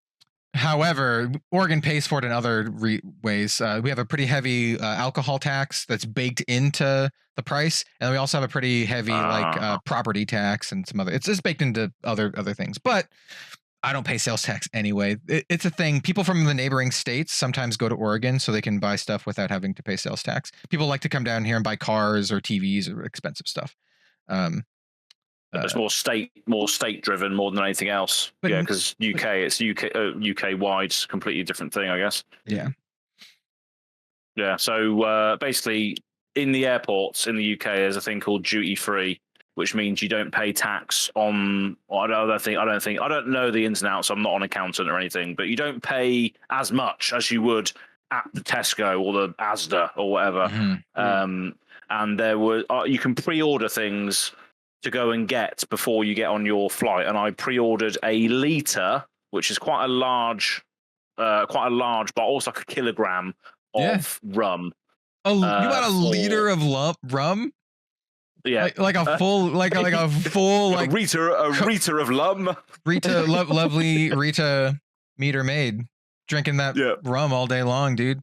That's a lot of rum. Holy hell, that is a lot. Yeah, I got that for £10. So that roughly translates to the cheapest $12. rum I've ever heard of.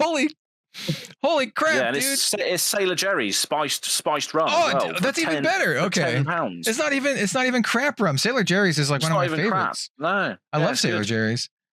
How is it so cheap? Like it's duty free. The regular bottle of Sailor Jerry's, I don't know the exact ounceage, but the regular standard size bottle for me is like $25, like $25 US. Damn. Yeah, same here really. But I just thought that was an absolute bargain. So I got one. I probably should have got more, to be honest, but I don't want to get on the plane with like 4 bottles of litre rum in my bag. So that'll last the afternoon. That bottle. Sailor Jerry rum liter, 1 liter. Yeah, have a quick look. But is it what's it like in Canada, Bill? Is there a duty free in your airports or anything? Or yeah, I've never really purchased anything from them, so I can't comment on how good or bad they are, but I'm pretty sure I saw the discussion on Twitter. What's the name of Sunflower Samurai? Oh, you know what? Maybe a liter is the standard size. Continue. I'm sorry. Yeah, I'm looking. They were. They mentioned something about booze being incredibly cheap in Spain. Oh yes, because I tagged you in it. I remember I tagged you in it saying I want drink ideas because for a friend, and then I tagged you in it.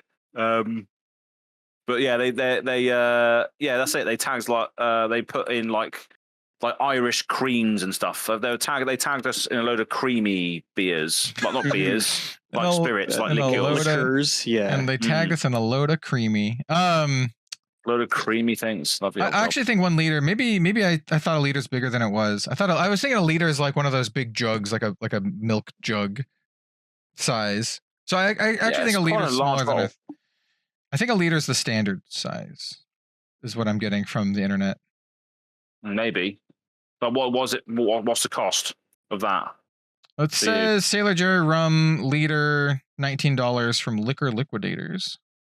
Well, still, that's quite a lot of money off. Anyway, so rum aside, $10 is pretty damn good. It's pretty good. But yeah, I just thought I'd mention that I was just well chuffed that I managed to get that much for that little. So yeah, I'm going to be making some cocktails in the Airbnb. I'll learn how to do that. Watch a few YouTube videos. But other things that are going on at Worlds, and one of this thing which was announced recently was the Professor Experience, which is an interesting thing that you can do. So have you seen this? The Professor Experience? Have you read the thing that you can do there? I did see it. It's like a scavenger hunt or something. Like yeah. Which is kind of funny because I was literally just talking with Prof the other day, and we were trying to plan out when we're going to do our interview, which has had to have been delayed a couple times for personal reasons on both of our parts, back and forth. But we are now delaying it till after Barcelona, and so that'll give us a little bit more to talk about. He can talk about Worlds and stuff. Mm-hmm. But anyway, yeah, the Professor Experience is interesting. It's interesting. Yeah, he'll be able to tell you whether anybody solved it, because you have to solve a series of clues to fix the quantum processor, and then you could win a cold foil Professor Teklo Vossen. And that's on the Friday to Sunday between 2 and 5. I don't know, because my events are pretty stacked. I'm not sure whether I will be able to do it because I'm collecting all of this swag for my mate, so I have to do those things. But I just thought it looked interesting. It's gonna be like a bloody escape room, but with the professor. Yeah, I don't know. It'll be interesting. It'll be really interesting to see, to hear about. Yeah. Have you decided what events you're doing yet, Bill? Do you know what you're doing, or have you got some sort of plan?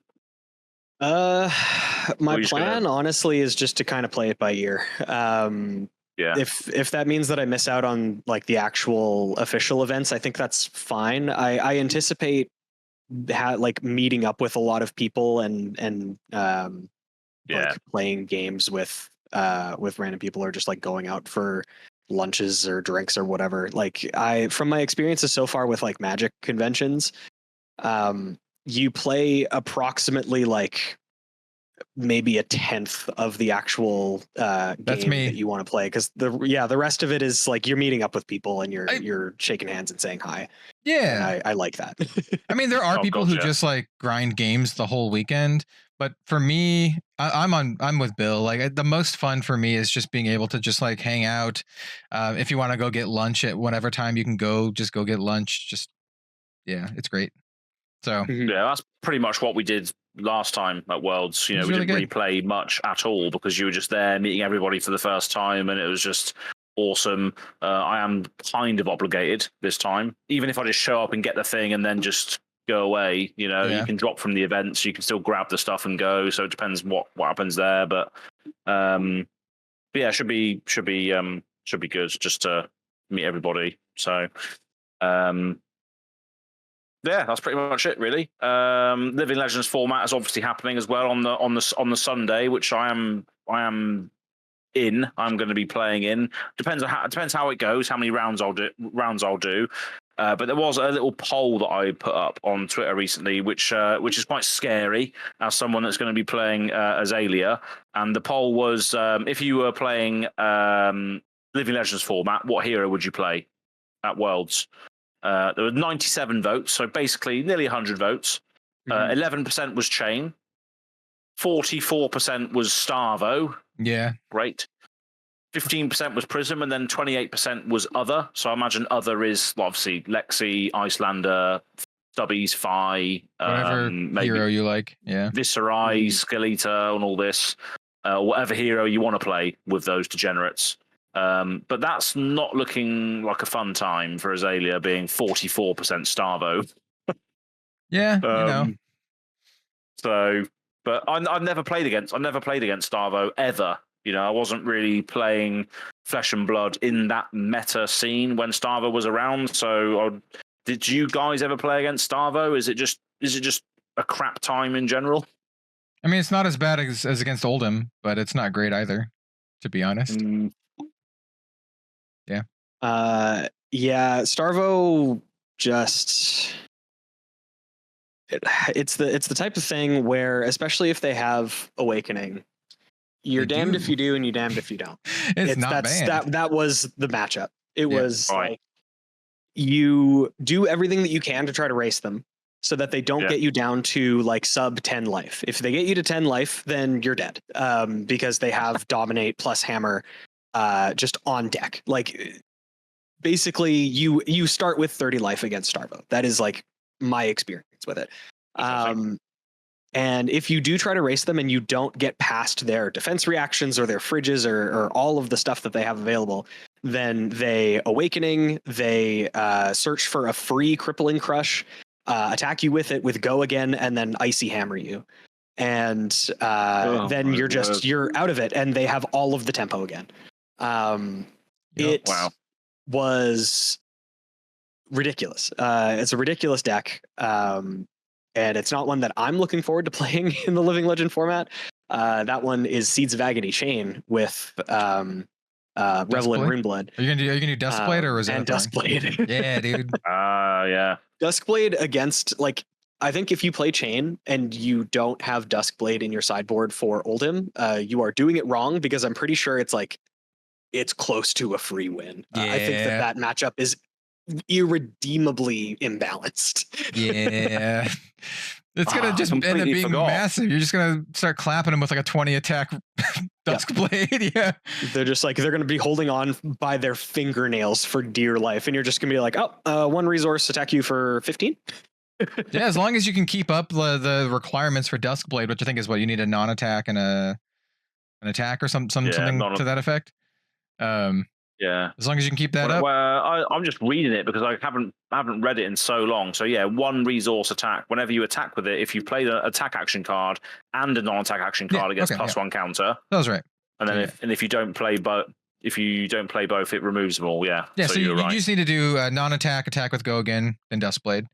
So just like a 0 cost, whatever, plunder run, whatever, into like a Scar for a Scar, and then Duskblade. Just do that every single turn. So block with 2 cards. Yeah. Boom, boom, boom, boom, boom. Yeah. Just ridiculous. But yeah. Anyway, Starvo. Especially when Starvo first came out, people were like, "Oh, it's like his effect is going to be fun, like whatever. You're probably not going to get it very much." I remember. I made a YouTube post, and I was like, "Oh, this seems really good." And then I had a whole bunch of people are like, "I think you're asking too much. When are they going to actually be able to do the fuse? I don't think it's ever going to happen." And I'm like, "I don't know. We'll see." Turns out he's like probably, I don't know. You can argue between Chain and Starvo, but among the most busted heroes in the entire game. God, yeah. Because they banned a few things as well. They banned the Pulse, didn't they? The dual elemental card from. They banned a lot. They banned Awakening. They banned the Pulse. Yeah. Like. Or was that Pulse banned for Oldhim? Was it? I think it was, wasn't it? I think Pulse was banned for Oldhim. I remember the Hammer was banned for Oldhim for sure. Yeah. Pulse was banned as well, but I can't remember whether it was for Starvo or Oldhim. I can't remember. But yeah, that was banned also. Was Crown of Seeds banned temporarily, or was that in Blitz only? I remember Crown of Seeds. Blitz. Okay. It's hard to keep. It's going to be absolute Wild Wild West, isn't it? The Living Legend format, the Wild Wild West. I want, dude. What I really want is I want someone to roll up. Yeah. Wild West, Wiki West, James West. Oh yeah. All right. But anyway, what I really want from the Living Legends format, by the way, is I want someone to roll up with some Brood rogue deck that just sweeps everyone. They found like the actual degenerate path, because we've had so many cards added since some Heroes Living Legend out. Maybe there's some weird busted stuff with Chain and maybe some of the new Shadow Runeblade cards or something. I want to see someone roll up with a deck that no one thought of and just like dunks everyone. Like, yeah. That's what I mean, though. Like this whole conversation that we've had today is, heroes rotating out quickly and all this.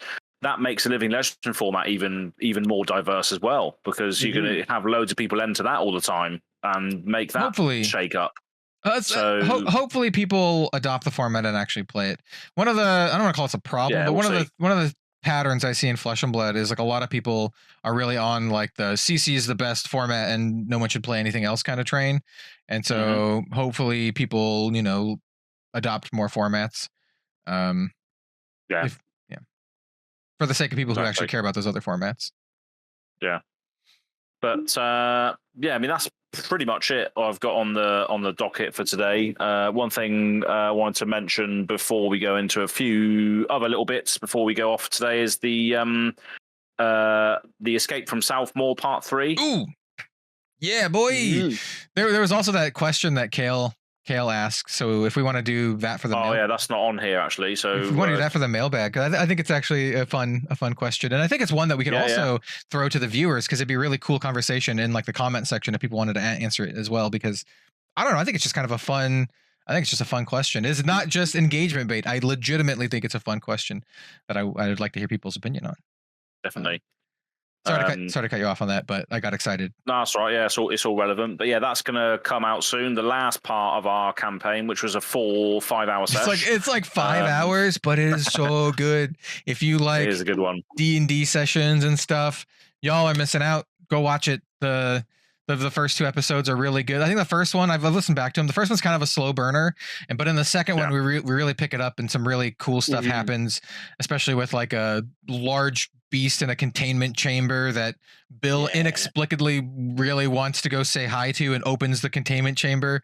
So you could go see what happens with that, because it gets crazy. It gets so crazy. And in the final episode, it only gets crazier, and it's really great. So.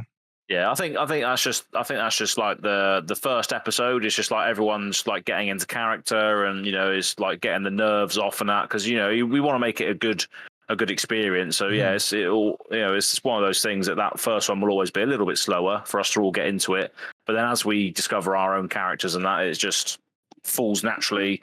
And yeah, this last one is absolutely epic. And with that said, like the last one's really cool. And with that said, we're doing another campaign, and Kale was like, okay, you should tell people about it now, and maybe show the logos. I don't have the logo ready here to show, but it is called Off the Grid, and it's going to be set in metrics with half of the same party.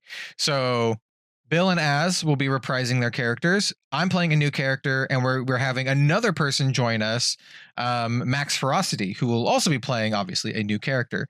And it's going to be really cool. I have a feeling that whereas the first one we had that kind of like that slow build kind of thing, I have a feeling this one's going to probably go like right off the gates.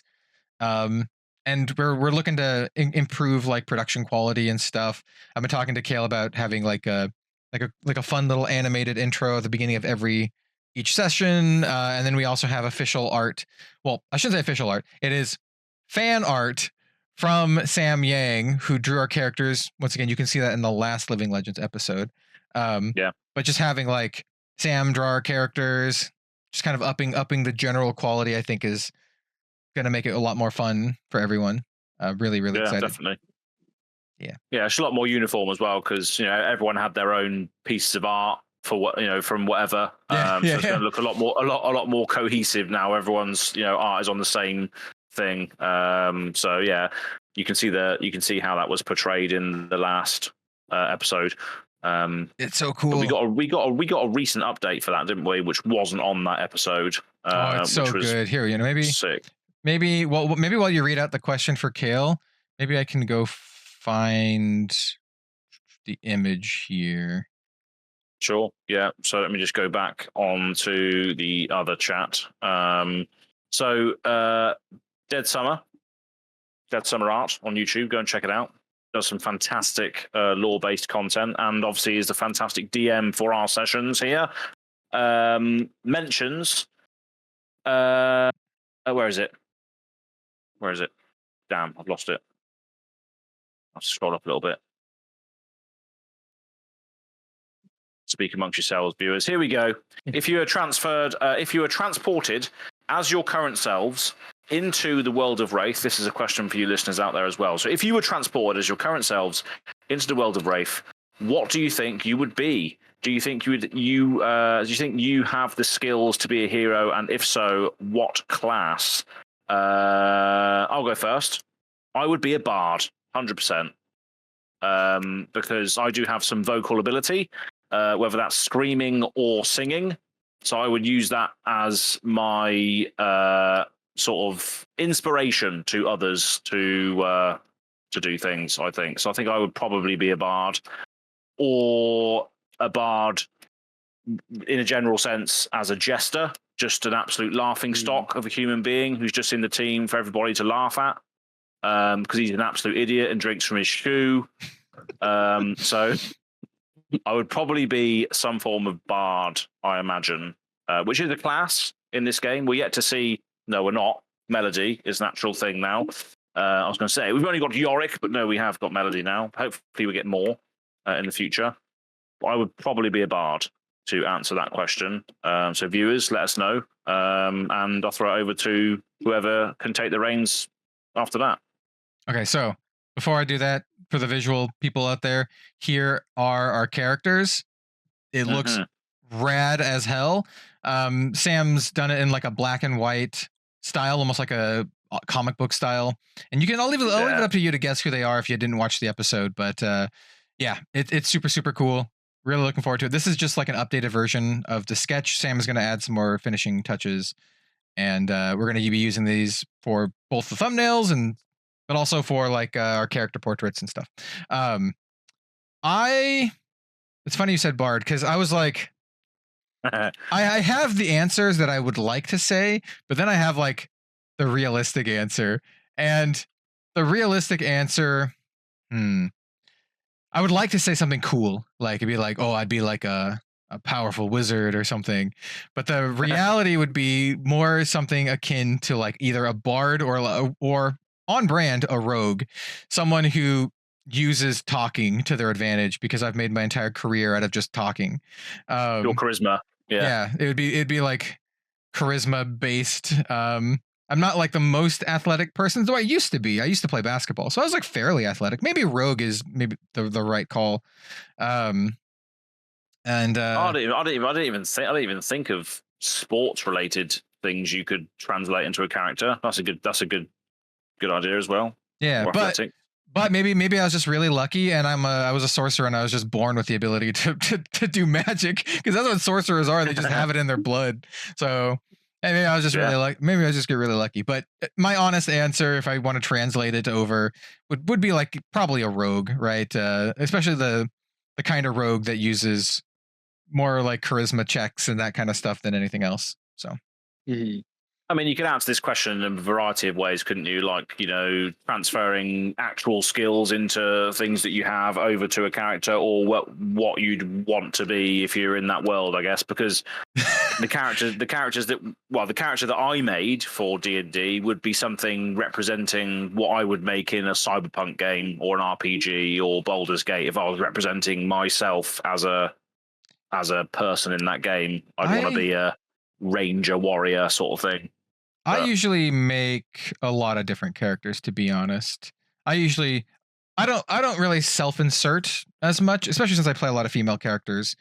I like making a lot of female characters in games. But if I did, it would likely be a rogue, or probably more likely a wizard or sorcerer. So like I really like wizards because they get power from like being a nerd.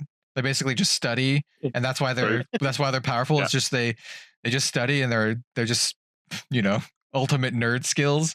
So some combination of that. For the off the grid session, I am playing a sorcerer, and that's usually when I make a character in D&D, I'm usually either a rogue or a sorcerer. So yeah, makes sense. I like also like snarky characters too.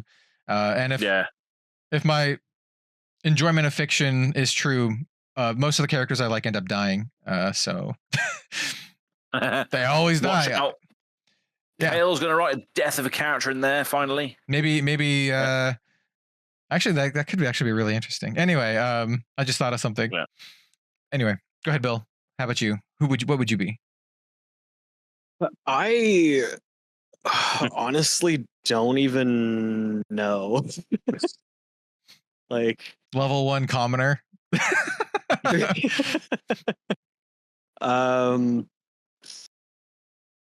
What do I even do? I could make an argument that I'm like a merchant or an alchemist. Yeah. Sure. Merchant for me, just because I work in a corporate space, as well as like locally, I used to be the guy that people came to for Flesh and Blood Singles and whatever, especially when I spent an irresponsible amount of money on sealed product. Hey, if it was cyberpunk, you could be a corpo. You can be like a corpo rat who's got a side hustle. Yeah, I could just be a corpo. Yeah, that's like a legit thing you could be in cyberpunk. And then alchemist because I like drinking. Yes, that's a good idea. I like That's very good. That's a very making good shout. drinks for people. Yeah, that's a good one. Yeah. You'll have to make like a signature Bill drink in Barcelona as to what you would make for yourself, and then make me try it. Essentially, The fact that you said you're bringing Sailor Jerry's, I actually have a bottle of Sailor Jerry's downstairs for the Living Legends episode from Barcelona. We should try to record it, and we'll all drink. We'll all partake in the Sailor Jerry's at least. Oh yeah, I'm taking it. So basically, me and Bill will be sat side by side like this, in the same shot, and then we'll have you on there as well. If we can schedule it, I'm sure we can. I'm sure we can do it. I'll work around you guys. We'll make it work for sure. Yeah, cool. We'll do it maybe one of the days before. We'll record it one of the days before the event, or maybe like some when you guys aren't busy with stuff. Yeah. We can fit it in. I'll be taking the laptop for sure. So. What would you be? Let us know if you were to port yourselves over to the world of Wraith, carrying your actual life skills, or just what you would self-insert into a fantasy world. Let us know. Yeah. In the comments below. And honestly, you could use you can use like D&D classes. You can use Flesh and Blood classes. Whatever kind of works. Whatever floats your boat. If you want to be a barbarian, or you think you're a barbarian, go for it. If you're a druid, hey, I know people who would definitely be druids. You can go for that. Oh god, too. Yeah. Any pet lovers out there with their sort of familiars and what have you? Absolute druids. Oh, I just know people who are like very like, you could say hippie, but very like into the nature side of things. Gotcha. But yeah, druid's one of those things that that people thought, oh yeah, Tales of Aria is going to be a druid. No, it was another Runeblade.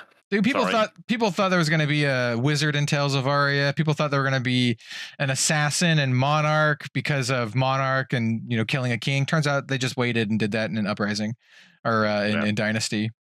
People think there's a lot of stuff in Flesh and Blood that never happens. Yeah, I love it. No one, and I will say this: no one would have ever called Levia. No one called Shadow Brute ever in a million years. No one called Brute in Monarch. No, I wasn't even part of that speculation phase. Wasn't even part of the game at that point. But that would have been funny to. I remember. It was like Levia, Shadowborn Apostle, Shadow Brute. Everyone's like, "What the hell? What the hell is this?" Shadowborn Apostle, isn't that sacrifice? Get a demon from the deck or something. Six of them get a demon from deck. Oh yeah. I saw your thing that you contributed towards, Bill, and yours for the Shadowborn Apostle. Yeah, that looks really cool actually. That magic thing that you contributed towards. Shout out because you've mentioned it. Shout out Beyond the Machina on Twitter. He's a friend of the channel, longtime friend of the channel. His name's Drew, and he's just phenomenal work. Art style is so distinctive and just really like you can feel a lot of the passion that he puts into his pieces. And he's currently working on like a really, really big canvas that is basically community funded. You can like buy a spot on the canvas and he'll draw whatever magic card or whatever that you want. And I was just like so overjoyed with how it was coming together. I just had to contribute. So if you're interested in just supporting cool artists, please check him out. He's awesome. Do you know if there is a list of, because obviously they've sketched the art of the different things that are in the canvas. Is there a list of what cards have already been included on there? Like, so you don't duplicate for it? Yeah, there is actually. Okay. It might be on their Twitter. That's kind of cool. How much does it cost? I'm just curious. You can donate however much you want. It's just like you put whatever you're comfortable into it, and you just say, I would like to make a suggestion. The original one that the original donation I did was just because I wanted to support Drew, and ended up getting a little spike feeder that was included. Nice. Nice. I didn't even ask for it, so nice. Very cool. Yeah, I like that. That's cool. Yeah, there's like the slots are just whatever you're willing to donate. And yeah, it's coming together super, super well. And I think I'm very I saw impressed it with on all of the Twitter. updates. Yeah, it's horror themed, isn't it? So there's a lot of like Massacre Worm, I think was one of the recent additions. Yeah. I could see that on there. There's a couple of things on there I don't recognize, but I could see like Peer from the Abyss was on there, which is just horrific. There's loads of things on there. Yeah, there's I have the link to the list of things. I think it's on Beyond the Machina's Twitter. Oh, nice. Okay. Where was the last one that he's saying? Here it is. Yeah, got like a full Moxfield list of all of the cards that have been included. Oh, see. It's a lot so far, actually. Wow. All right. Well, I'm gonna have a look at this after we've concluded the Living Legends podcast for today. But I just thought I'd bring that up because I saw you. You said Shadowborn. Kel said Shadowborn, Leviathan, Shadowborn Apostle. I was like, hold on a minute. There's a link here. I've seen this somewhere. Where is it? Oh, yes. But yeah, so I've been the host for today. Anyway, I'm sorry. It is, yeah, Abomination. But yeah, I've been the host for today loosely. I'm As from Go Again Gaming. Find me on Go Again Gaming AZ on Twitter and Go Again Gaming on YouTube. Going to be, if you haven't subscribed or liked and notified yourself of content, there is going to be a load of it coming out because of Worlds. I like to vlog a lot of things, so there will be lots of videos on there. Probably including Bill in a lot of those as well, as long as I have your consent to post it on there. But yeah, that's me. So I'll throw it over to Cal next. Oh, hello, I'm Cal, also known as Red Zone Rogue. You can find me at Red Zone Rogue everywhere. Yeah, I like to talk about card games. Post about card games. The other two card games that I'm super into, and I probably going to be doing a channel update on this soon because I might be. I've had some ideas on where I want to go with the channel in the next couple months and in 2024. But if you like anime stuff as well, hey yo, I'm going to be doing more content for some anime card games that are really genuinely awesome. So, but also Flesh and Blood as well. Continued Flesh and Blood. So yeah, Red Zone Rogue everywhere. Fantastic. And I'll toss it finally to Bill. Hello. I'm Bill from the Spike Feeders. You can find me on social media at BillTSF.